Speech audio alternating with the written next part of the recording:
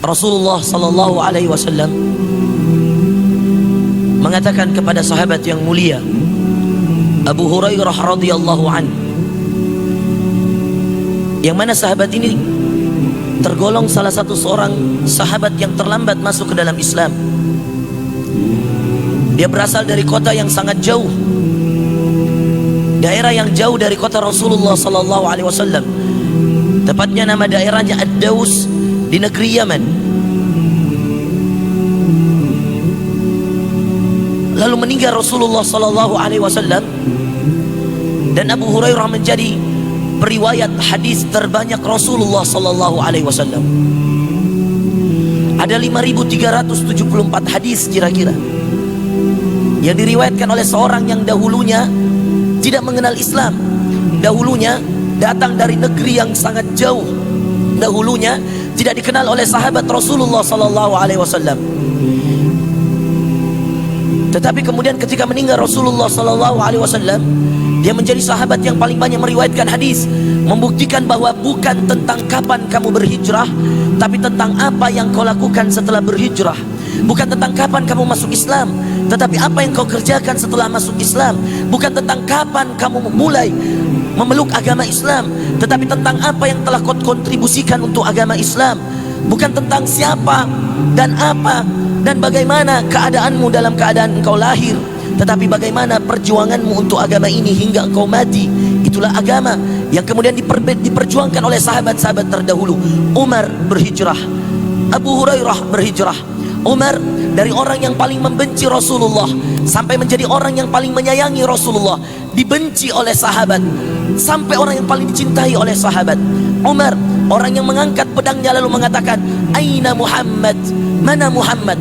Akan aku tebas lehernya." Sampai menjadi orang yang kemudian mengangkat pedangnya lalu mengatakan, "Man kana," siapa yang mengatakan, "Man kana yaqul anna Muhammadan qad mat," siapa yang mengatakan bahwa Muhammad sallallahu alaihi wasallam telah mati, telah wafat. Ketika wafatnya Rasulullah, saking cintanya Umar bin Khattab radhiyallahu an kepada Rasulullah, dia angkat pedangnya lalu dia katakan kepada sahabat yang hadir ketika itu, dia katakan, "Siapa yang mengatakan Muhammad telah wafat, akan aku tebas lehernya."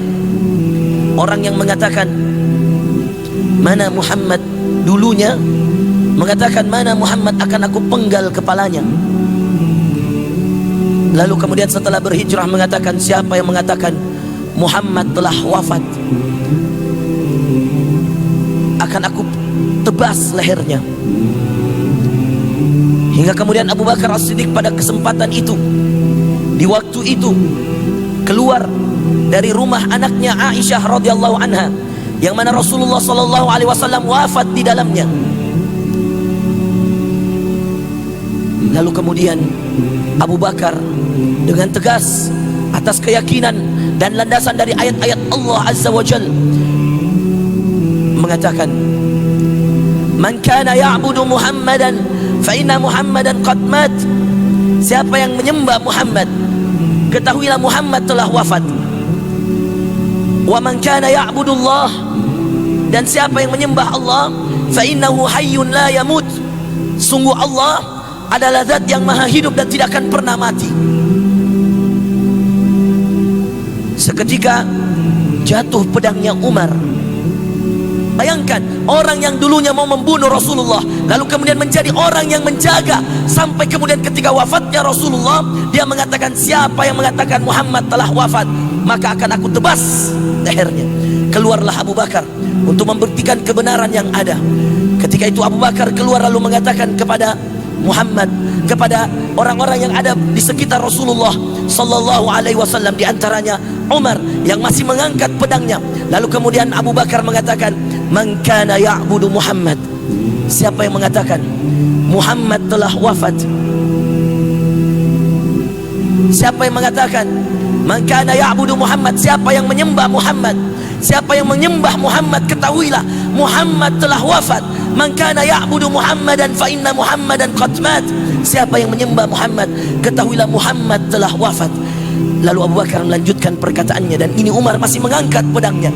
Wa man kana ya'budullah, dan siapa yang menyembah Allah, fa innahu, ketahuilah Allah hayyun la yamut. Dia maha hidup dan tidak akan pernah binasa. Lalu kemudian Abu Bakar membacakan ayat yang membuat Umar bin Khattab yang saking cintanya kepada Rasulullah SAW menjatuhkan pedangnya, bergetar tangannya hingga jatuh pedangnya ketika Abu Bakar membacakan ayat Allah, innaka mayyitun wa innahum mayyitun. Abu Bakar keluar lalu membacakan ayat, innaka mayyitun, sungguh engkau Muhammad akan mati, akan wafat, wa innahum mayyitun, dan sungguh semua yang ada di sekitarmu, sungguh semua umatmu akan ikut wafat seperti engkau wafat. Jatuh pedang seorang Umar bin Khattab yang tadinya mau membunuh Rasulullah. Siapa yang paling menjaga Rasulullah SAW? Demikian juga Abu Hurairah yang datang dari jauh sebelum berhijrahnya. Umar jika sebelum berhijrah mau membunuh Rasulullah, setelah berhijrah menjadi penjaga terdepan Rasulullah, panglima perangnya Rasulullah, orang terberaninya Rasulullah SAW. Begitu juga dengan Abu Bakar, begitu juga dengan Abu Hurairah radhiyallahu an, yang nama aslinya Abdurrahman, nama ayahnya Sakhar. Dikenallah dia dengan nama Abdurrahman bin Sakhar karena dia datang dari kota Ad-Daus, dan masuklah julukan itu Abdurrahman bin Sakhar Ad-Dausi karena dia dari negeri Yaman, Ad-Dausi Al-Yamani. Saudara sekalian yang dimuliakan Allah Subhanahu wa taala, salah seorang sahabat yang tidak ada menyainginya dalam riwayat hadis, Abu Hurairah radhiyallahu an, 5374 hadis. Dan yang kedua datang sahabat Abdullah bin Umar, anaknya Umar bin Khattab radhiyallahu an, dengan 2600 sekian hadis. Jauh, sangat jauh, tidak ada seorang sahabat, bahkan istri Rasulullah Aisyah hanya berada pada urutan keempat dalam periwayatan hadis. Urutannya Abu Hurairah 5374 hadis, saudara sekalian. Lalu datang Abdullah bin Umar, lalu kemudian setelahnya Anas bin Malik, lalu setelah Anas bin Malik Aisyah, yang mana nomor 2, nomor 3, nomor 4 ini semuanya hanya 2000-an. Abu Hurairah terlambat masuk Islam, terlambat berhijrah, tetapi setelah Rasulullah wafat menjadi orang yang paling banyak meriwayatkan hadis. Bukti bahwa bukan tentang kapan kau berhijrah, tetapi tentang seberapa besar kesungguhanmu setelah berhijrah. Bukti bahwa bukan tentang kapan engkau mulai berjilbab, tapi seberapa komitmen dirimu setelah berjilbab. Bukti bahwa bukan tentang kapan kau mengangkat celanamu, tetapi tentang komitmen apa yang kau kontribusikan untuk umat setelah celanamu di atas mata kaki. Bukti bahwa komitmen tentang keagamaan kita, tentang dinul Islam, adalah tentang perjuangan dan tentang pengorbanan. Siapa yang berjuang, siapa yang berkorban, dia yang akan dapat. Abu Hurairah telah membuktikan bahwa seorang yang datang dari pelosok desa mampu mengalahkan orang yang paling pertama masuk Islam sekalipun, Abu Bakar As-Siddiq. Dia mampu mengalahkan dalam jumlah riwayat hadis orang yang paling banyak membersamai Rasulullah di rumahnya, istrinya Aisyah. Dia mampu mengalahkan menantu Rasulullah Ali bin Abi Thalib sekalipun, atau Utsman bin Affan yang menikahi 2 putri Rasulullah sekalipun, atau dia mampu mengalahkan Bilal bin Rabah yang menjadi muadzin Rasulullah sallallahu alaihi wasallam.